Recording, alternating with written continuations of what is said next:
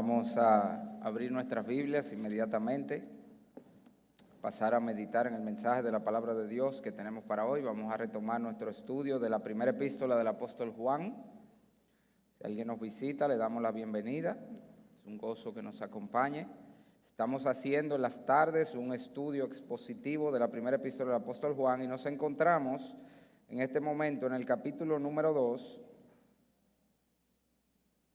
Vamos hoy a estar abordando los versículos 12 al 14 del capítulo número 2 de Primera de Juan.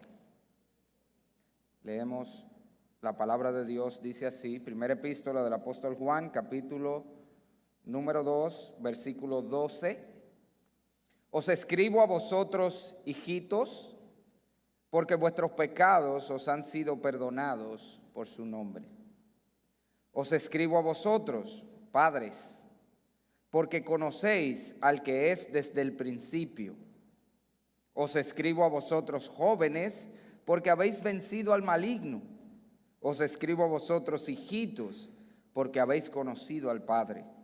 Os escribo a vosotros, padres, porque habéis conocido al que es desde el principio.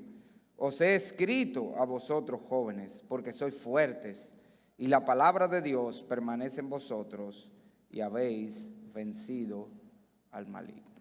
Vamos a pedir la dirección de Dios. Padre, Señor, tú dices en tu palabra que tu ley es perfecta, que convierte el alma. Nosotros necesitamos cada día ser transformados por ella y te rogamos que así tú uses tu palabra de manera poderosa en medio nuestro para edificar nuestras almas, para transformar nuestros corazones, Señor. Danos un oído atento, como decía siempre nuestro Señor Jesucristo, el que tenga para oír, el que tenga oídos para oír, que oiga, Señor. Danos tú oídos para oír tu palabra hoy, y danos un corazón para recibirla, y danos una voluntad para ponerla en práctica. Bendícenos pues, Señor, como solo tú puedes hacerlo, en el nombre de Jesús. Amén. Otto Leonard Hershiser fue un pitcher norteamericano de la década de los 80 y 90 que jugó los primeros 12 años de su carrera profesional con el equipo de los Dodgers. Era de contextura frágil en comparación con el promedio de los pitchers y en sus inicios era de carácter tímido y poco agresivo en el montículo de picheo. Esto llevó a que su desempeño en los primeros meses en Grandes Ligas no fuera lo que se esperaba de él. Pero su manager, Tommy Lasorda, conociendo las capacidades que él tenía, le dio un apodo para animarlo a desarrollar su potencial. Le llamó Bulldog. Y él lo animaba constantemente, le llamaba Bulldog, Bulldog. Y le decía, cuando te pares en el montículo de picheo, vete a ti mismo como un Bulldog frente al bateador. Así fue como Hershiser llegó a ser uno de los grandes pitchers en la historia del béisbol norteamericano. Entre sus logros se encuentran que fue 3 veces All-Star, estableció un récord de 59 entradas pichadas sin permitir una carrera, ayudó a llegar a los Dodgers al campeonato de la Serie Mundial en el 1988, fue nombrado MVP de la Liga Nacional, de la Liga Americana y de la Serie Mundial. Además, ganó el Cy Young de la Liga Nacional y el Guante de Oro. La historia de este jugador de béisbol es un tremendo ejemplo de cómo la motivación positiva por medio de la afirmación puede lograr grandes cosas en la vida de una persona. Lo que ayudó a este pelotero a llegar a ser lo que él podía ser fue el hecho de que su manager lo animó a verse como un bulldog y a pensar de él mismo como un bulldog en el montículo de picheo, y eso lo ayudó a desarrollar su potencial. Y básicamente, si nosotros extrapolamos eso a lo que estamos viendo aquí en la palabra, en el pasaje que leímos, eso es lo que el apóstol Juan quiere lograr en este texto que nosotros hemos leído, motivarnos a vivir como debemos vivir, afirmando en nosotros esas realidades de lo que somos y poseemos en Cristo. Si usted ha estado siguiéndonos en el estudio de esta epístola, usted notará que este es un paréntesis en el desarrollo de la carta.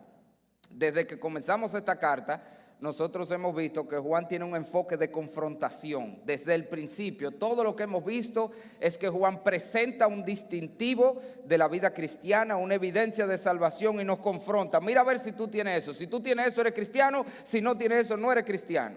Desde el principio eso es lo que hemos estado viendo. Él nos presenta una realidad y nos manda a evaluar nuestro cristianismo sobre la base de esa realidad. Sin embargo, claramente en este pasaje Él cambia completamente su enfoque y más que confrontarnos o más que llevarnos a examinar o cuestionar nuestro cristianismo, Él lo afirma de manera tajante. Si usted mira a través del pasaje, Él lo que hace una y otra vez en cada una de las oraciones que hay en esos 3 versículos que nosotros hemos leído es afirmar una realidad sobre la vida cristiana en la vida de ellos. Fíjese que la palabra que más se repite es la palabra ¿por qué? En todas las oraciones, os escribo a vosotros hijitos porque vuestros pecados han sido perdonados. Os escribo a vosotros padres porque conocéis al que es desde el principio. Os escribo a vosotros jóvenes porque habéis vencido al maligno. Os escribo a vosotros hijitos porque habéis conocido al Padre. Os escribo a vosotros padres porque habéis conocido al que es desde el principio. Os he escrito a vosotros jóvenes porque sois fuertes y la palabra de Dios está en vosotros. Aquí Él no está llamando, Él no está cuestionando nada, Él está afirmando. Y si usted se fija, si nosotros comparamos eso con todo lo que hemos estado viendo en esta carta, Él simplemente está afirmando las mismas cosas que Él ha llevado a cuestionar antes. En el capítulo número 1, versículo 7, Él nos llevó a examinar, a cuestionar la realidad de si nuestros pecados han sido perdonados, sobre la base de si nosotros estamos andando en luz o en tinieblas. Sin embargo, en este pasaje, Él lo afirma, tus pecados han sido perdonados. Antes era, mira a ver si tus pecados han sido perdonados. Ahora es, tus pecados han sido perdonados. En el capítulo 2, versículo 3, vimos que Él nos llama a cuestionar la realidad de nuestro conocimiento o nuestra relación personal con Cristo, sobre la base de si estamos obedeciéndonos sus mandamientos. Bueno, ahora, en este pasaje, Él afirma que nosotros conocemos al que es desde el principio. Él afirma lo que antes nos llamó a cuestionar. En el capítulo número 3, versículo 10, nosotros vamos a ver que Él nos va a llamar a cuestionar si somos hijos de Dios o hijos del diablo, sobre la base de si estamos andando justicia y amamos a los hermanos. Sin embargo, en este pasaje, de manera categórica, Él afirma que nosotros hemos conocido al Padre, es decir, que somos hijos de Dios. Así que no sé si usted nota lo que Él está haciendo aquí. Él está simplemente afirmando lo que nosotros somos y poseemos en Cristo y nos está diciendo, en consecuencia, vive así. Él está resaltando, como siempre hacen todos los escritores bíblicos, como hemos dicho muchas veces, cuando la Biblia nos llama a vivir de cierta manera, lo hace sobre la base de lo que ya somos y de lo que ya poseemos en Cristo. El cristianismo no es una religión de tú llegar a ser haciendo. Como siempre se dice, el cristianismo no se trata de hacer para ser, sino de hacer por lo que ya somos. Nosotros no vivimos como vivimos para lograr algo. No vivimos como vivimos para ser perdonados. No vivimos como vivimos para ser amados por Dios. No vivimos como vivimos para ser aceptados por Dios. No vivimos como vivimos para recibir ningún tipo de privilegio. No, vivimos como vivimos porque ya somos amados, porque ya somos perdonados, porque ya somos aceptos, porque ya tenemos todas las bendiciones de Dios disponibles en Cristo. Vivimos sobre la base de lo que ya somos y lo que poseemos en Cristo, y esa es la esencia del pasaje. El apóstol Juan nos está llamando a vivir a la luz de lo que somos y tenemos como creyentes en Cristo. Ahora, si usted se fija, otra cosa peculiar en este texto es completamente un paréntesis en todos los sentidos. También la manera como está construido es diferente a lo que hemos visto hasta ahora. Y tengo que agregar que hay mucha discrepancia, amados, entre los estudiosos de cómo es que está dividido este pasaje, cómo se bosqueja. Pero después de haber estudiado todas las propuestas, yo le voy a presentar la que yo entiendo que es la manera como el pasaje debe ser dividido. Si usted mira en el versículo 12, Él da una afirmación general que está dirigida a todos los creyentes. Cuando Él dice allí, en ese versículo 12, os escribo a vosotros hijitos, porque vuestros pecados han sido perdonados. Ese hijitos no se está refiriendo a un grupo en particular de la iglesia, sino a todos los creyentes en la iglesia. ¿Por qué creemos eso? Bueno, primero, la palabra hijitos allí es la palabra genérica para hijo. Independientemente de la edad del hijo, independientemente del tamaño del hijo, es simplemente alguien que es hijo de otro. La palabra teknión en el griego que simplemente denota uno que es hijo de otro, no importa la edad que tenga. En el sentido, como él está usando allí hijitos, es que un anciano de 70 años es un hijito de su padre. ¿Usted está consciente de eso? Sigue siendo el hijito de sus padres, porque sus padres son mucho mayor que él. Es en ese sentido que yo no sé si usted sabía, pregúntele al pastor Mayén cómo le dice la mamá. ¿Usted sabe cómo le dice la mamá del pastor Mayén a él? Mi muchachito, a un anciano de 70 casi. No está aquí para que no diga que le estoy tirando. Pero le dice mi muchachito, la mamá del pastor Mayén, que tiene todos esos años. Y no es un muchachito, es un muchachito. Esa es la idea de esta. Aquí nosotros tenemos una hermana también que tiene 2 hijos que son 2 buloyas. O sea, de eso que si usted quisiera un guardaespaldas cristiano, eso es lo que usted buscaría. Usted sabe de qué hermana estamos hablando. Que tiene 2 hijos así. Usted sabe cómo que ella le dice a sus hijos también. La misma frase, mi muchachito. Cada vez que yo le digo, mira mi muchachito, qué sé yo qué. Y la pregunta es, son 2 buloyas, ¿verdad? Pero ¿son sus muchachitos? Son sus muchachitos. Bueno, esa es la palabra que Juan está usando allí. Y es una palabra que la usa 8 veces en esta carta. Y en todos los casos él se está refiriendo a todos los creyentes. Él la usa, por ejemplo, ya nosotros la vimos en el capítulo 2, versículo 1. Si usted la mira, hermanos, capítulo versículo 1, hijitos míos, estas cosas os escribo para que no pequéis, y si alguno hubiera pecado, abogado tenemos para con el Padre, Jesucristo el justo. Y así él la va a volver a usar en el 2:18, 2:28, 3:7, 3:18, 4:4, 5:21, todas las veces que esa palabra hijitos, que en el original es tecnión, se usa en esta carta, él le está hablando a todos los cristianos en la iglesia, él le está hablando a toda la congregación. Así que yo creo que ese versículo 2 está dirigido a toda la iglesia en sentido general. Sin embargo, nosotros vemos que del versículo 13 al 14, 13 y 14, él divide la iglesia en 3 grupos. Y ahí usa nuevamente en nuestra Biblia, en nuestra traducción, la palabra hijitos. Sin embargo, la palabra hijitos allí es diferente a la que usó en el versículo 12. Esos son de los problemas con las traducciones, que nosotros no lo vemos. Nada más tenemos hijitos, porque en el español nada más tenemos esa palabra. Pero la palabra que se usa en el versículo 13 es diferente a la del 12, que es la que él siempre usa para hablar a toda la iglesia. Esta es la palabra paidión, de donde viene nuestra palabra pediatría y pediatra, que son los médicos de los niños pequeños. Y de hecho ese paidión eran los niños pequeños que estaban bajo instrucción y cuidados especiales porque eran pequeños. Por eso era que tenían los pedagogos, que hoy un pedagogo es un maestro en sentido general, pero en ese tiempo era específicamente una persona cuyo trabajo era instruir a los niños pequeños. Entonces, el versículo 13 está hablando de un grupo particular en la iglesia, que son los hijitos o los niños pequeños. Le habla a los jóvenes y le habla a los padres. O sea que esa es la construcción que tenemos en el pasaje. Tenemos versículo 12, una afirmación dirigida a toda la iglesia. Versículo 13 y 14, él divide la iglesia en 3 grupos. Él lo divide en los hijitos, los jóvenes y los padres.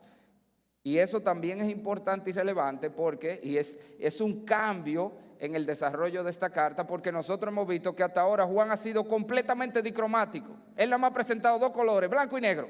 Hay 2 grupos hasta ahora que él ha presentado, cristiano y no cristiano. O en los términos de Juan, el que pertenece a Dios y el que no pertenece a Dios. El que tiene comunión con Dios y el que no tiene comunión con Dios. El que conoce a Dios y el que no conoce a Dios. Los que son de Dios y los que son del diablo. Eso es todo lo que Juan ha tratado hasta ahora. Y si nosotros vemos el cristianismo así, pudiéramos pensar que todos los cristianos son iguales en la iglesia y que todos están al mismo nivel y que todos tienen la misma característica, pero nosotros sabemos que no es así, ¿verdad que no? En la práctica, los cristianos somos diferentes unos de otros y no todos estamos al mismo nivel y tenemos las mismas necesidades. Bueno, este es el pasaje donde Juan deja claro que él está consciente que eso es así. Que a pesar de que él ha hablado en 2 colores, blanco y negro, él sabe que en la iglesia hay una escala de grises. ¿Usted me entiende? Hay diversos grados y diversos tipos de personas. Así que nosotros vamos a estudiar este pasaje considerándolo en esas 2 divisiones. Primero la afirmación del versículo 12 dirigida a todos nosotros en la iglesia, y luego las 3 afirmaciones a 3 grupos diferentes en los versículos 13 y 14. A ver, cada uno de esos grupos y la afirmación particular que Juan les hace. Entonces, entrando inmediatamente a considerar el versículo 12, allí tenemos la afirmación general y Juan nos dice: os escribo a vosotros hijitos, y explicamos que hijitos es el término que él usa en la carta para todos los creyentes, porque vuestros pecados han sido perdonados por su nombre. Y la idea es: os escribo. todo esto que yo le estoy escribiendo, todas estas demandas que yo le he hecho hasta ahora Juan nos dijo que un cristiano debe andar en luz, 1:7, que un cristiano debe apartarse del pecado, capítulo 2, versículo 1, que un cristiano debe vivir en obediencia a los mandamientos de Dios, capítulo 2, versículo 3, que un cristiano debe amar a los otros hermanos como el Señor lo amó, capítulo 2, versículo 10, y él está diciendo todas estas demandas, todos estos requisitos, requerimientos para ti como cristiano, yo te lo hago sobre esta base. ¿Por qué? Porque tus pecados han sido perdonados. Juan nos está diciendo que la base, o una de las bases sobre la que se sustenta nuestra vida de santificación, es el hecho de que hemos sido perdonados de todo nuestro pecado por el nombre de nuestro Señor Jesucristo. Y eso es importante, mis amados, porque generalmente nosotros usamos la doctrina del perdón de los pecados al revés. ¿Qué es lo que quiero decir con eso? Generalmente nosotros usamos el hecho de que Dios nos perdona y que hemos sido perdonados de todos los pecados como una excusa para el pecado. Y eso lo usaban desde los días de los apóstoles. Nosotros vemos en Romanos 6 que ya desde los días del apóstol Pablo había gente que decía, bueno, si la salvación es por gracia y cuando somos perdonados del pecado eso muestra la gracia de Dios, ¿qué conclusión sacaron ellos? Pues vivamos en el pecado para que la gracia abunde, dijeron ellos. Si el ser perdonado del pecado muestra la gracia de Dios, pues pequemos mucho para que Dios nos perdone mucho y se vea la gran gracia de Dios. Y Pablo dice, ¿qué? ¿Cómo así? Si ya hemos muerto al pecado. Por eso también lo vemos en nuestros días. Nosotros vemos gente, a un grupo religioso que enseñan que por el hecho de que el cristiano todos sus pecados han sido perdonados, presente, pasado y futuro, bueno, pues no importa cómo tú vivas, porque tú como quieras vas a ser salvo. O sea, usted ve, estamos usando como excusa el hecho de que todos nuestros pecados han sido perdonados, como una excusa para entonces permitir el pecado o vivir en el pecado o tener una licencia para el pecado. Pero lo que estamos viendo en la Escritura es que eso es mal usar la doctrina del perdón de nuestros pecados. Y mi hermano, mire, vamos a llevar esto al nivel personal. Nosotros lo hemos hecho muchas veces, ¿verdad que sí? Usted no se ha dicho usted mismo, yo voy a hacer eso, pero Dios me perdona. Usted no se ha encontrado diciendo eso. Yo sé que yo no debería hacer eso, pero Dios me perdona. Mire, yo he tenido conversaciones con hermanos, porque ellos pretenden decir que son hermanos, hermanos entre comillas, gente llamándose cristianos, que entran en una relación, un yugo desigual con incrédulos, y hasta con personas que han abandonado sus esposas y sus maridos, y cuando tú lo confrontas y le dices, pero ¿y cómo que tú pretendes decir que eres cristiano haciendo esto? Te dicen eso. Dios me perdona, Él me entiende. Dios sabe lo que yo estaba pasando en ese matrimonio. Dios me entiende y Él me perdona. Pero eso es invertir el orden. Se supone que la doctrina del perdón de nuestro pecado debe movernos a la santificación. La misericordia de Dios no debe ser una excusa para ser indulgente con el pecado. Debe ser un motor que nos mueva a la santidad. Esa es la idea que Pablo dice en Romanos 12:1. Un pasaje que usted conoce bien. Así que, hermanos, os ruego, ¿por qué? Por las misericordias de Dios, ¿que hagas qué? Que presentéis vuestro cuerpo en sacrificio vivo, santo, agradable a Dios, que es vuestro culto racional. El hecho de que Dios es misericordioso y perdona no debe ser una excusa para ser indulgente. No, debe movernos a vivir en santidad. Porque Dios es misericordioso, porque Dios nos ha perdonado, porque Cristo pagó el pecado. Por eso ahora vamos a vivir la vida que Él nos llama a vivir y vamos a vivir en santidad. Esa es la idea del pasaje. Fíjense que Él dice ese vuestro culto racional. Eso es lo que es lógico y sensato hacer. Déjeme explicarle eso con dinero, porque yo sé que cuando uno habla de dinero la gente primero atiende bien, porque están hablando de cuarto y además como que lo entendemos más fácil, que le prestamos más atención. Imagínese que usted, por el mal uso de una tarjeta de crédito, que dicho sea de paso, valga la nota, no todo el mundo debería tener una tarjeta de crédito, pero no todo el mundo sabe usar eso. Y caen en unos ganchos grandísimos y caen en unos líos económicos grandísimos por no saber manejar ese plastiquito tan chiquito. Ha metido mucha gente en mucho lío. Entonces, imagínese que usted por su mal manejo con una tarjeta de crédito se mete en una deuda grandísima, que son las peores deudas, por cierto. Los intereses más grandes lo tiene de todos los préstamos, solo de una tarjeta. Y usted se mete en una deuda tan grande que no hay posibilidad de que usted la pague. No hay manera. Y ya el asunto está en legales. Y ya están a punto de embargarle su casa y todo lo que usted tiene. Pero de repente, ya cuando usted está desesperado y no sabe qué hacer, aparece alguien muy generoso que salda la deuda por ti y te libra de toda consecuencia. ¿Qué es lo lógico que usted hace después de eso? Usted dice, bueno, ya la deuda está en cero, vamos a volver a dar un tarjetazo. Eso es lo que usted hace. No, eso es estúpido, eso no tiene sentido. Lo lógico es decir, mira, gracias, he sido librado de este problema. Nunca más le pongo la mano a ese pájaro. No me acerque eso a mí. Eso es lo sensato, eso es lo lógico, eso es lo que Pablo está diciendo, que aplica a la vida espiritual. El hecho de que el Señor haya saldado nuestra deuda no debe ser una excusa para seguir cogiendo fiado. No, debemos usarlo como una gracia, como un medio para alejarnos del pecado. Y más cuando nosotros consideramos el pago que Él tuvo que hacer, hermanos. ¿Con qué fue que pagó? No fue dinero de los bolsillos que sacó. Fue con su propia vida. Eso es lo que, de hecho, el apóstol Pedro nos dice. Busque 1 de Pedro, capítulo 1, versículos 14 al 19.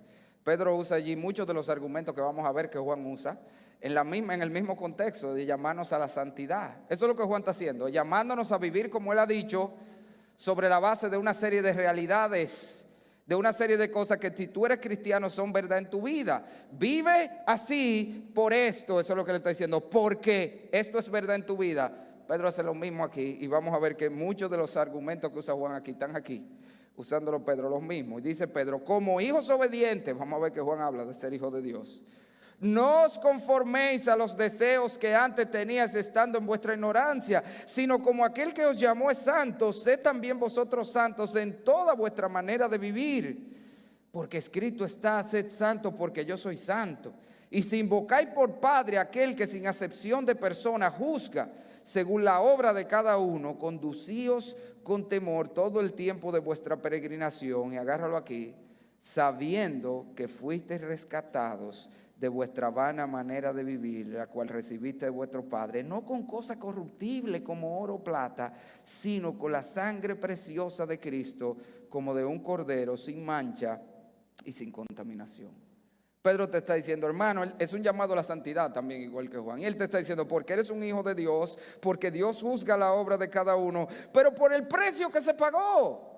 Cristo dio su sangre, no fue oro, no fue plata. Él vino, se hizo carne, murió en la cruz para librarte del pecado.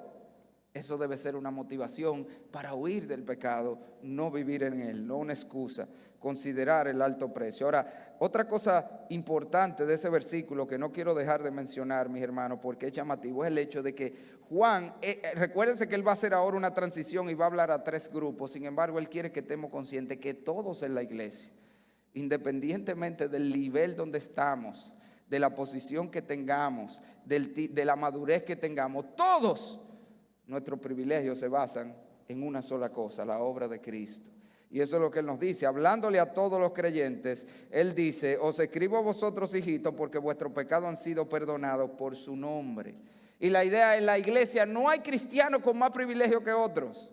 No importa, el más maduro en la iglesia no es más perdonado que el menos maduro. El más maduro en la iglesia no es menos amado que el más maduro. El más maduro en la iglesia no es más acepto delante de Dios que el menos maduro. ¿Por qué? Porque todos nosotros somos aceptos en Cristo. Es en virtud de lo que Cristo hizo, es en virtud de lo que Cristo es para la gloria de Cristo. Todo en la iglesia se trata de Cristo. Y todo lo que nosotros somos y todo lo que recibimos se basa en lo que Cristo es y ha hecho por nosotros. Y no tiene nada que ver con las cosas que nosotros hacemos. Nosotros no estamos aquí tratando de ganarnos nada. Estamos viviendo sobre la base de lo que ya Cristo ganó y compró para nosotros en la cruz del Calvario. Y eso es lo que Juan nos está diciendo. Aprovechen esos recursos que tenemos en Cristo para vivir como lo que somos ahora. ¿Y qué somos? El pueblo perdonado de Dios. Ahora, si volvemos al pasaje, en los versículos 13 y 14, Juan entonces, habiendo hablado a toda la congregación y motivándonos a vivir en santidad sobre la luz de que hemos sido perdonados del pecado, para que nos apartemos del pecado, ahora entonces divide la iglesia en 3 grupos y le habla a 3 grupos particulares. Le habla a un grupo que él llama los hijitos, que como les dije, esa palabra se refiere a niños pequeños. Le habla a los jóvenes y le habla a los padres. Y en esto también hay mucha controversia, obviamente como en todo en la Biblia hay mucha controversia en el ámbito de los estudiosos y los gurúes y todo eso. y ellos no se ponen de acuerdo si el pasaje está hablando de cronología, o sea, literalmente los hijitos allí son los niños en la iglesia, los niños de edad, y los jóvenes serían los jóvenes de edad, y los padres serían los hermanos que tienen hijos en la iglesia. Hay otros que creen que se está refiriendo a grados de madurez. Los niños o los hijitos serían allí los hermanos menos maduros en la iglesia, los jóvenes serían los hermanos que están en un nivel intermedio, y los padres serían aquellos que ya tienen la mayor madurez o están más adelante en cuanto a crecimiento de la iglesia. Yo particularmente, a pesar de que yo creo que de alguna forma aplica de cualquier manera que usted lo vea, porque de hecho la Biblia le llama niños a los niños espirituales porque tienen cualidades que son iguales a las de los niños físicos en realidad, por eso es que usa esos términos, pero yo creo que el pasaje se está refiriendo a grados de madurez, y eso porque primero esos términos se usan en otros pasajes de la Escritura para hablar de madurez de los creyentes. Pablo, por ejemplo, le llama a los corintios como, le dice que ellos eran niños en Cristo, hablando de su inmadurez.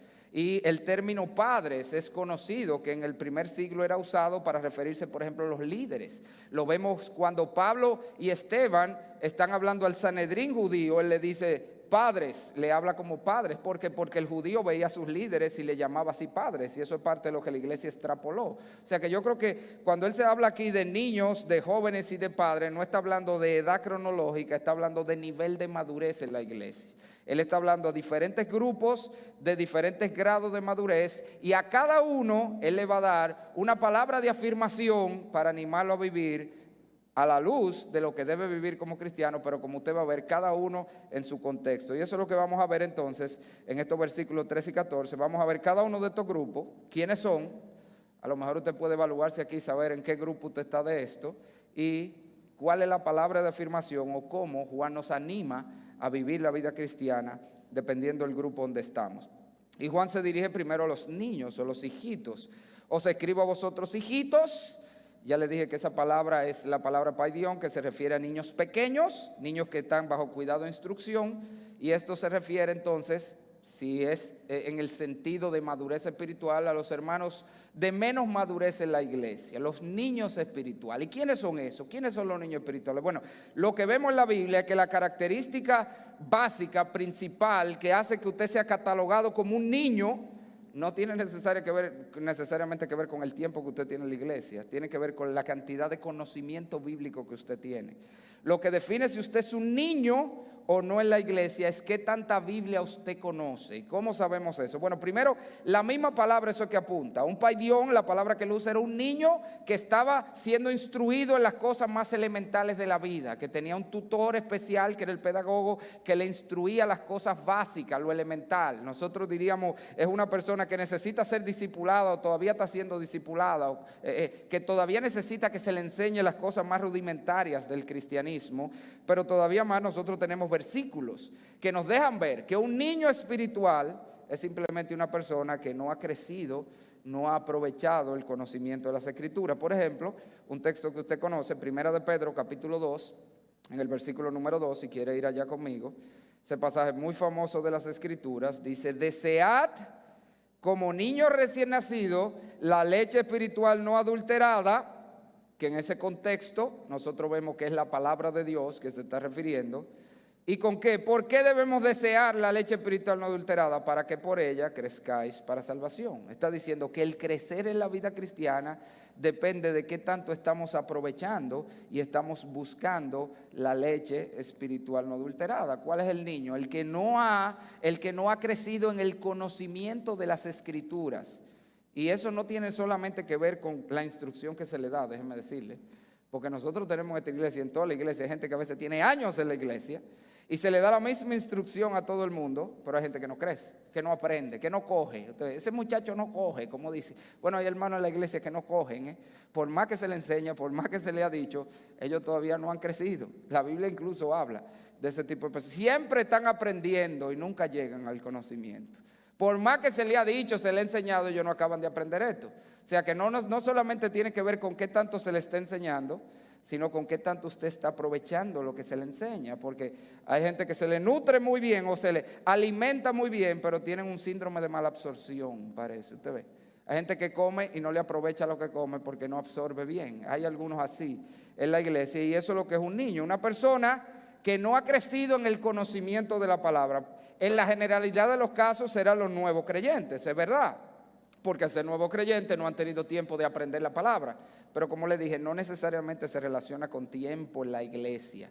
Otro pasaje donde se ve claro, y es muy relevante porque es aquí mismo, que la relación del conocimiento bíblico con el nivel de madurez, es que si usted mira el versículo 14, la gran diferencia entre los niños y los jóvenes es precisamente que los jóvenes ya han asimilado la palabra, tienen un vasto conocimiento de la Escritura. Él dice en la segunda parte, mire, primera de Juan 2:14, él dice: os he escrito a vosotros jóvenes porque soy fuerte y la palabra de Dios permanece en vosotros. Así que, ¿qué es lo que es un niño espiritual en la iglesia? Simple y sencillamente una persona que no ha aprendido Biblia, que no tiene conocimiento bíblico. Y por eso todas las demás cualidades que vemos en la Biblia y todos los problemas que hay con el niño se deben a eso. Es su escasez de conocimiento bíblico. Por ejemplo, la Escritura dice en Efesios 4:14 que el niño es fácilmente arrastrado y persuadido por todo viento de doctrina. Son veletas doctrinales.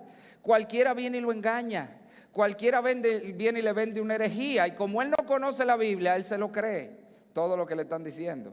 Y por eso es que oye las emisoras benditas y ellos no le oyen nada malo. No, pero no es que no tiene nada malo, es que tú no sabes Biblia. Por eso es que tú no le ves lo malo a toda la barrabasada que se dicen ahí.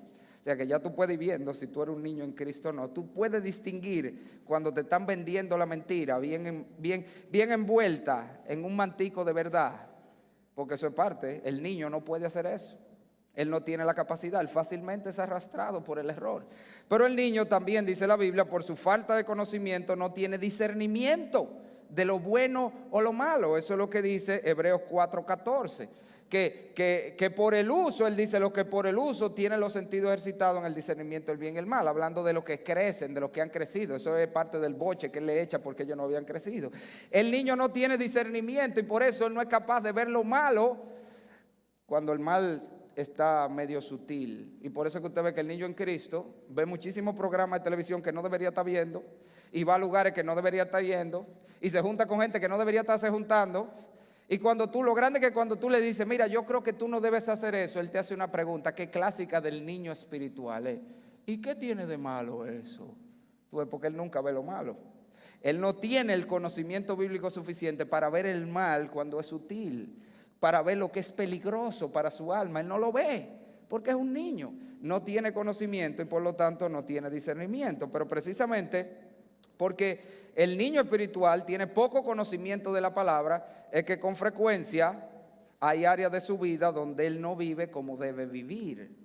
Y esto quiero hacer mucho énfasis en esto. Yo le dije, cuando hablamos del deber o de la evidencia del cristianismo, de la obediencia a la palabra de Dios, que todos los cristianos son obedientes a la palabra de Dios. No existe cristiano desobediente. Dios no tiene hijos desobedientes. Y vuelvo y se lo digo, Dios no tiene hijos desobedientes.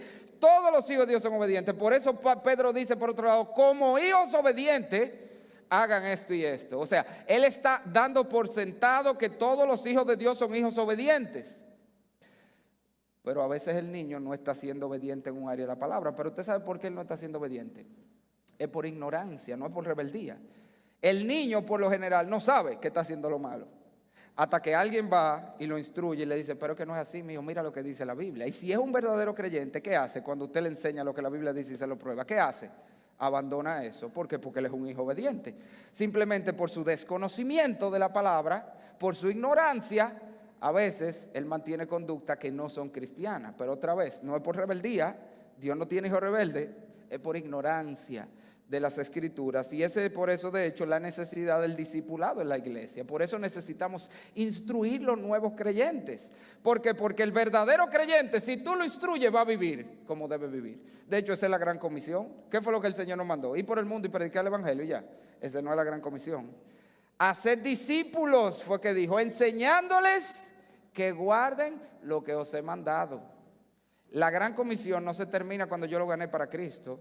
Se termina cuando yo lo enseñé la Biblia, lo enseñé a vivir como Dios manda. Y eso es lo que el Señor nos manda hacer. Pero este niño en Cristo, precisamente por su escasez de conocimiento, es generalmente movido por las emociones y no por las convicciones bíblicas. Una característica peculiar del niño en Cristo es que él actúa por cómo se siente. Tú ves, si él no se siente con deseo de ir a la iglesia, él no tiene la madurez para decir que yo sé que no me siento, pero yo sé que tengo que ir, porque es que yo necesito y yo no puedo dejar de congregarme como algunos tienen por costumbre y yo sé el peligro que hay de esto y va, no. Es que yo no me sentía, mire, yo sí he llamado gente, hermano, ¿y qué pasó? Y no te vi en la iglesia. Ay, que yo como que no me sentía con deseo de ir a la iglesia. Un niño en Cristo. Él actúa por cómo se siente. El día que él no se siente con deseo de leer la Biblia, él no la lee. ¿Tú ves? Ese es el tipo de persona que va a las iglesias generalmente. Ellos van a la iglesia donde ellos se sienten bien. Es que esa es la que me gusta, porque es que yo me siento bien. No tiene que ver si tú estás siendo bien edificado, instruido. Los niños son fácilmente atraídos por estas iglesias que son muy llamativas y que apelan a las emociones fácilmente. ¿Por qué? Porque eso es lo que ellos andan buscando, sentirse bien. Igualmente ellos buscan el predicador con el que él se siente que Dios le habla. ¿Te ves? Ese es del tipo de hermano que llama. ¿Quién es que va a predicar hoy? No que aquí pase eso, aquí no pasa. En esta iglesia nadie llama para preguntar, para saber si viene. No que lo hayan hecho otra vez, pero eso es un niño en Cristo. ¿Por qué? Porque al final, cada vez que la Biblia se abre y se predica, mi hermano, Dios habló. ¿Tú estás consciente? Aunque tú no lo sentiste. Es que con fulano es que yo me siento. Ahí que yo siento que Dios me habla. Mira, Dios te habló, aunque aquí está parado la burra de Balaán. Dios te habló. Si se predicó esto, Dios te habló. La pregunta es si tú atendiste y tú vas a hacer lo que Dios te dice. Esto no es un asunto de cómo yo me siento. Y de hecho, para que usted crea que yo no estoy exagerando, ¿por qué fue que Pablo llamó en ese mismo contexto niño a los corintios? Le llamó niños en Cristo.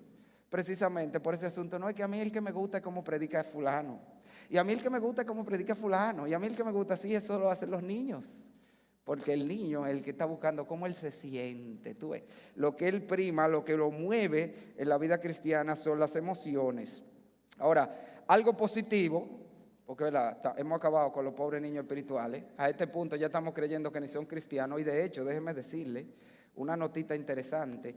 Ese es el problema con el niño en Cristo. ¿Usted sabe cuál es el problema con el niño en Cristo? Que puede ser que ni cristiano sea, porque al final es que no sabemos. Y eso yo se lo puedo probar en la Biblia. Al mismo grupo que Pablo le llamó niños en Cristo a los corintios, es a lo que él le dice al final de la carta: examinaos a vosotros mismos si estáis en la fe. ¿Usted sabe lo que Pablo está diciendo? Yo le estoy dando el beneficio de la duda de que puede ser que lo que ustedes son es niños, que no han crecido. Pero miren, mis hijos, asegúrense que de verdad que ustedes son cristianos y no que son impíos. Porque puede ser, puede ser. Ahora, ¿cuál es la gran diferencia? ¿Qué es lo que marca la diferencia entre un niño en Cristo y un impío? Porque como usted vio, se parecen mucho. Lo que marca la diferencia es que el niño en Cristo, precisamente porque él es movido por las emociones, él tiene fuertes emociones hacia Dios. El niño en Cristo ama a Dios, ama su nueva relación con Dios. Eso es lo que Pablo describe en Romanos 8, 15 al 16, cuando él dice que el Espíritu da testimonio a nuestro espíritu de que somos hijos de Dios. Y nos hace clamar. ¿Cómo nos hace clamar el Espíritu? Abba, Padre, papito, papi. El niño en Cristo, sí, mire, es verdad, él no sabe lo que es redención, lo que es propiciación, lo que es justificación. No le pida que te defina ninguna de esas doctrinas, pero hay algo que él sabe, que él es un hijo de Dios y que él ama a Dios. Esa es la característica del niño en Cristo. Él es un ignorante de las Escrituras, pero de algo él está claro. Él es un hijo de Dios y él ama a Dios y está dispuesto a cualquier cosa por ese Padre que él ha conocido y que ama. Y es sobre esa base que, si usted mira el pasaje, esa es la afirmación y el aliento que Juan le hace a estos niños en Cristo. Os escribo a vosotros, hijitos, porque habéis conocido al Padre. Como no se le puede hablar de otra cosa, él comienza por ahí.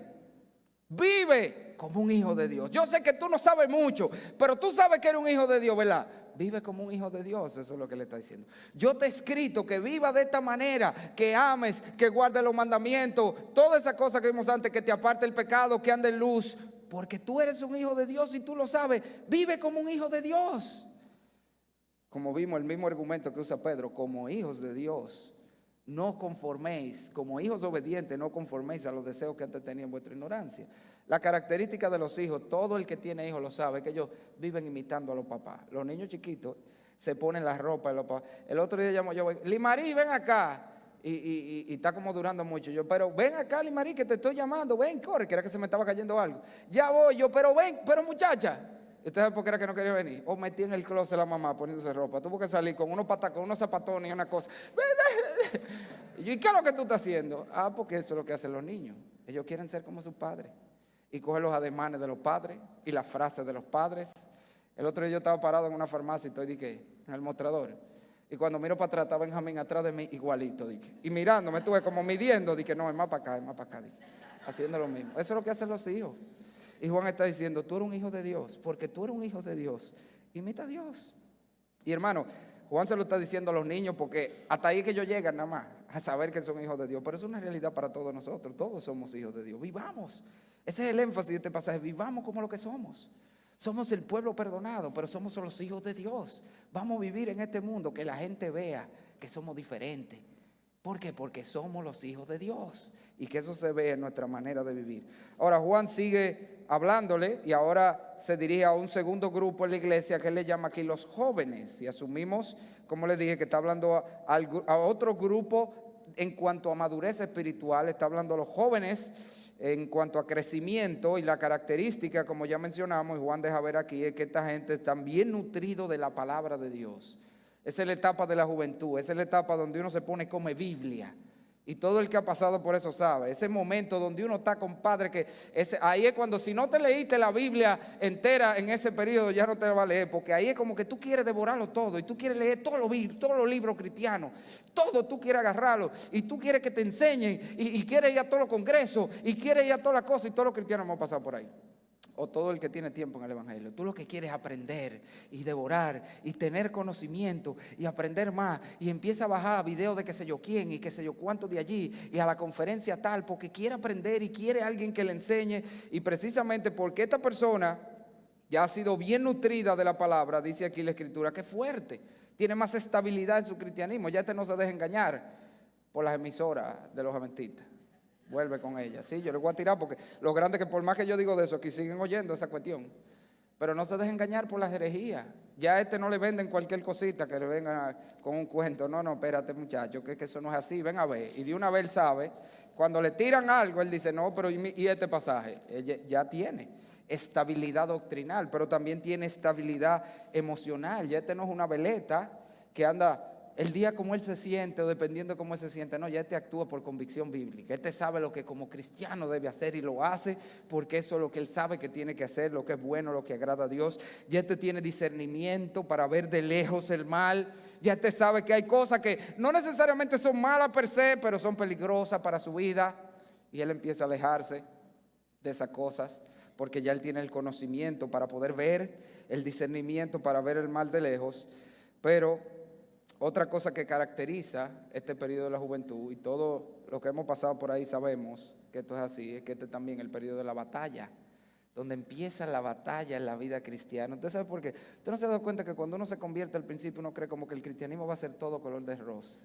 Ya esto sí es lindo, ay, esto sí es lindo, yo me siento tan bien y yo estoy tan contento. Pero tú sabes que cuando tú empiezas a crecer en la vida cristiana, gracias a Dios, que dice la Biblia, tenemos un Dios que no va a dejar que tú seas puesto a prueba, puesto en una dificultad más grande que la que tú puedes resistir. Y por eso generalmente en el periodo de la niñez espiritual somos guardados por el Señor. Mira, nos pone un cerco, como le ponía a Job, para que el diablo no lo toque. Pero cuando ya tú tienes cierta madurez en el Señor, entonces es donde Dios quita el cerco. ¿Tú sabes por qué, hermano? Porque hay cosas en la vida cristiana que no se aprenden con leer la Biblia solamente, y que no se aprenden con leer buenos libros. Hay cosas en la vida cristiana que se aprenden pasando por ellas. Hay cosas en la vida cristiana que se aprenden por la experiencia. Y por eso, aún las aflicciones que llegan a nuestra vida, aún las tentaciones y los ataques del maligno que Dios permite, son instrumentos en su mano para hacernos crecer. Precisamente para que no nos quedemos ahí en la etapa de la juventud, sino que sigamos creciendo. Ok, ya aprendiste todo lo que podía aprender en teoría. Ahora vamos a enseñarte con la práctica en la vida cristiana. Pero por eso ese es el periodo donde por primera vez nos enfrentamos con la realidad de que la vida cristiana no es un camino de rosa, que van a haber dificultades, que van a haber aflicciones, que esto es una batalla. Mi hermano, ¿tú estás consciente que la Biblia dice que esto es una batalla? Pablo le dice a Timoteo, pelea la buena batalla de la fe. Y cuando Pablo termina su vida dice, he peleado, ¿qué? La buena batalla. Esto es una batalla. El niño en Cristo que todavía cree que no, pero ya el que empieza a crecer y entra en esta etapa se da cuenta. Aquí que vienen las luchas, aquí que vienen las grandes tentaciones, aquí que vienen las pruebas. Y precisamente por eso, mire el texto, ese es lo que Juan usa para animar a este grupo que está en esta etapa. Él les recuerda que sí van a haber pruebas, que sí van a haber luchas, pero que tenemos la victoria en Cristo, hermano. Mira cómo él le dice. Os he escrito vosotros jóvenes, segunda parte del versículo 14, porque sois fuertes y la palabra de Dios permanece en vosotros y habéis vencido al maligno. Juan nos está recordando, sí, hermano, mire, en la vida cristiana van a haber batallas, van a haber pruebas, van a haber dificultades, van a haber ataques del maligno, pero recuerda esto siempre, tú peleas desde una posición de victoria. Ya Cristo venció, hermano.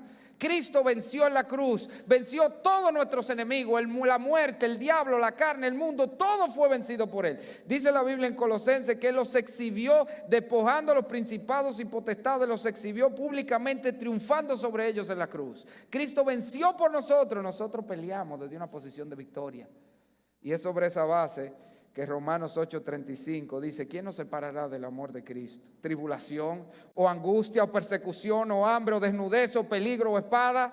Antes, como está escrito, por causa de ti somos muertos todo el tiempo, somos contados como ovejas de matadero. ¿Y qué sigue diciendo? Antes, en todas estas cosas somos más que vencedores. Hermano, tú eres un vencedor. Amén. Tú eres un vencedor. No por lo que tú eres, ese es el énfasis de esto. No es por nosotros. Es porque Cristo venció ya por ti. Nosotros peleamos y van a haber peleas, pero peleamos desde la posición de victoria. Y eso es lo que Juan quiere que recuerde. Tú debes estar firme, manteniéndote en el camino del Señor, porque tú has vencido en Cristo. Ya tú venciste esta batalla. Es resistir esos ataques. Tú eres fuerte. Tienes el poder de la palabra de Dios para resistir. Ahora, si miramos el texto, finalmente, Juan le habla a los padres allí. Como mencionamos ya, esa palabra padres era usada en el contexto judío para referirse a los líderes religiosos de su tiempo. Y la iglesia simplemente le extrapoló al contexto de la iglesia y empezó a usarse para los hermanos más maduros de la fe. Y cuando hablamos de un padre espiritual, estamos hablando de aquellos hermanos de la iglesia que por su crecimiento, que por su madurez, que por mostrar y evidenciar ese crecimiento y esa madurez en su vida, ya son vistos como ejemplo por los demás hermanos. Son esos hermanos que, para ponerlo en términos de la Biblia, son columnas de la iglesia. Nosotros sabemos cuáles son, ¿verdad? Que si ustedes les pusieran, haga una listica ahí, de lo que usted considera que son padres en la iglesia, que son hermanos maduros, usted pudiera ser, yo le aseguro, hermano, que usted sabe, que usted lo ve para arriba. Yo tengo varios aquí, yo soy pastor aquí, pero aquí yo tengo varios que yo lo veo así. Yo digo, bueno, yo quisiera llegar ahí. Porque hay hermanos así en la iglesia, eso que se está refiriendo, esos hermanos que ya llegaron a ese punto, donde ya ellos no están simplemente buscando que se le alimente a ellos, sino que ellos son los que están alimentando a otros. Ellos son los que ya no están esperando que lo cuiden a ellos son los que están cuidando a otros. Ellos son los que cuidan, ellos son los que instruyen. Esas son las hermanas que la Biblia dice, por ejemplo, son ya maestras del bien en la iglesia. Son las que instruyen a otros, guían a las más jóvenes. Estamos hablando de esos hermanos que ya no están centrados en ellos mismos y sus necesidades, que me den, que me suplan, sino que yo puedo dar, cómo yo puedo ser de bendición para otros. Esos son los padres. Esos son los hermanos que han alcanzado el mayor nivel de madurez. Y la característica particular de este grupo, oiga esto, así como el joven, lo más importante para él eran las emociones, cómo se sentía, cómo se siente. Y para el niño y para el joven lo más importante era el conocimiento teórico, aprender mucho, saber mucho. Bueno, este hermano que ya llegó a este nivel de madurez es el que sabe que al final lo más importante de la vida cristiana no es una emoción pasajera. Lo más importante de la vida cristiana no es mucha teoría, mucha Biblia en la cabeza. El bizcocho de la vida cristiana, el tesoro de la vida cristiana es la comunión con Dios. Ese es el punto de madurez. Donde usted sabe que al final lo importante no es que tanto de esto tú sabes, es que tanto esto te lleva a Dios y a amar a Dios y a tener una comunión íntima con el Señor. Esos son los hermanos maduros en la iglesia. Los hermanos que ya no se rigen ni por emociones ni por simplemente saber mucho, sino por mantener una comunión viva y activa diaria con el Señor. Y es sobre esa base que entonces Juan le habla. Si usted mira el versículo 14, os he escrito a vosotros padres, 2 veces le dice eso, en el 13 y el 14, porque habéis conocido al que es desde el principio. Eso es una alusión, si usted estuvo con nosotros, al capítulo 1 al 4, donde él habló de cómo por el conocimiento de Cristo, que es desde el principio, nosotros tenemos comunión con Dios. Y él está animando sobre esa base. Ya ustedes llegaron al punto de la vida cristiana donde ya uno entiende de qué se trata esto. Que esto se trata de comunión con Dios. Que esto se trata de una relación viva y activa con Dios. Y es como diciendo, hermano, no echa a perder eso. No lo tires por la borda. Ya tú tienes lo más valioso. Mantente ahí, firme en el Señor. Así que, hermanos, en conclusión, el apóstol Juan lo que ha hecho en este pasaje es animarnos a vivir como creyentes, a vivir según todas las cosas que él ha visto antes. Como le dije, un paréntesis, vamos a volver la semana que viene ya, otra evidencia de cristianismo. Examínate otra vez. Pero aquí no era examínate, aquí era afirmando lo que él asume que tú tienes. Si tú dices que eres cristiano y eres cristiano y te está diciendo sobre esa base, vive a la luz de lo que tú tienes. Y yo quiero terminar con 3 aplicaciones breves que entiendo relevantes. Lo primero es, como dije al principio, el énfasis de todo esto es que en la vida cristiana primero hay que ser para después hacer, mi hermano. Y quiero hablarle aquí, cualquier persona que está aquí sin Cristo, el cristianismo no se trata de hacer ciertas cosas que hacen los cristianos. Y como ya yo estoy haciendo eso, yo soy cristiano, no. Tú primero tienes que venir a Cristo. Tú primero tienes que recibir a Cristo como Salvador. Entonces, ya que tú seas un cristiano, tú vas a poder vivir de esta manera. Y eso se lo digo a nuestros jóvenes que están aquí. Jóvenes, óigame, tú no eres cristiano solo porque naciste en un hogar cristiano. Tú no eres cristiano porque tu papi te han traído a la iglesia desde niño. Tú no eres cristiano solo porque tú tocas un instrumento en la iglesia. Eso no te hace cristiano. No es hacer que nos hace ser, es al revés. Tú tienes que venir a Cristo, tú tienes que llegar a ese momento de tu vida donde tú entiendes que necesitas tener una relación personal con Cristo y tú le recibes como tu Señor y Salvador. Entonces tú te conviertes en cristiano. Y a partir de ahí tú vas a ser capacitado para vivir como tienes que vivir. ¿Tú sabes por qué te da tanta brega? Y le estoy hablando a nuestros jóvenes. Yo sé la lucha que algunos están teniendo para poder vivir como su papá le dicen, como la iglesia le dice que tiene que vivir. Sí, claro, tú sabes por qué es más grande la lucha. Porque tú no eres. Y sin ser, esto es una carga imposible. Esto es solamente siendo creyente primero. Solamente estando verdaderamente en Cristo, que tú eres capacitado. Porque es entonces que todo esto es verdad de ti. Es entonces que tú vas a ser un hijo de Dios, que tú vas a tener el poder victorioso de Cristo, que tú vas a tener la comunión con Dios, que tú vas a tener todo lo que necesitas para poder hacer lo que tienes que hacer. Pero asegúrate de estar en Cristo. Y si tú ves que para ti es muy difícil el vivir la vida cristiana, quizás que no has rendido tu corazón al Señor. Si tú ves que no hay en ti el deseo, quizás que no has venido a Cristo. Y yo te animo, clama al Señor. Hoy mismo, tírate de rodillas en tu casa y dile, Señor, yo tengo toda la vida en la iglesia, pero yo me doy cuenta que estas cosas no me salen natural. Yo estoy haciendo aquí un ejercicio extremo para poder vivir estas cosas. Yo quiero que tú me hagas un cristiano para entonces yo poder hacer lo que tengo que hacer. Pídele eso al Señor. Y quiero hacer una aplicación también a todos nosotros, y es que, amados, indirectamente, aunque ese no es el enfoque del pasaje, aquí tenemos una evidencia de salvación. ¿Por qué? Porque una evidencia de vida es el crecimiento. Usted se da cuenta que todos los vivos crece, y desde que deja de crecer, ¿qué es lo que empieza a hacer? A morir, para seguir con el mensaje de esta mañana. Usted está en crecimiento y de repente hace así para abajo y es para la tumba, que va, bueno, por lo mismo pasa espiritual. El que tiene vida espiritual va a crecer. ¿Y qué es lo que quiero decir con eso, amados? Es verdad que en la iglesia hay diferentes niveles. Juan lo está dejando claro. Hay niños, hay jóvenes, hay padres, hay adultos espirituales. Pero la tendencia natural normal debe ser que todos vayamos creciendo. Porque yo te acepto, está bien, un niño espiritual tiene 1 año de convertido. Pero hermano, con 10 años convertido y es un niño espiritual. Un niño. 10 años se quedó pasmado. Hay que llevarlo al endocrinólogo porque tiene un problema. Porque el niño crece. El niño crece. Y eso es lo natural. Crece, el ser vivo crece. Hermano, no me digas que tú tienes 10 años en la iglesia y tú sigues siendo un niño espiritual. ¿Tú sabes lo que dijo Pablo otra vez a los corintios, que le llamó niño? ¿Qué fue lo que le dijo?